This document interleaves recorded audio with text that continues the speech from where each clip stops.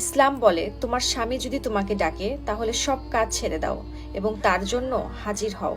ইসলাম এটাও বলে তোমার স্বামীর জন্য তুমি প্রস্তুত থাকো এবং সাজো গোজো, নিজেকে পরিপাটি রাখো। বলা হয়েছে প্রত্যেক নারীকে বাহিরে লজ্জাশীল হতে হবে এবং ঘরের স্বামীর সামনে প্রেমশীল হতে হবে।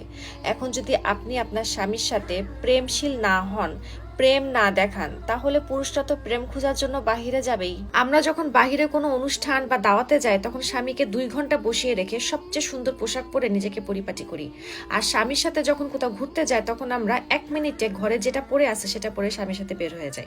অথচ যেখানে ইসলাম বলে একজন স্ত্রী যদি তার স্বামীর জন্য সেজে গুজে নতুন জামা পরে আর স্বামী যদি খুশি হয়ে সেই স্ত্রীর দিকে একটা দাঁতও বের করে হাসে, তাহলে আল্লাহ তাআলা সেই স্ত্রীর আমল নামায় একটা নফল হজের সোয়াব লিখে দেন। সুবহানাল্লাহ। তাহলে ঘরে বসে যদি শুধু স্বামীকে খুশি করে এত সহজে এত বড় সোয়াব পাওয়া যায়, তাহলে আমরা নারীরা কেন এই সুযোগ নিব না?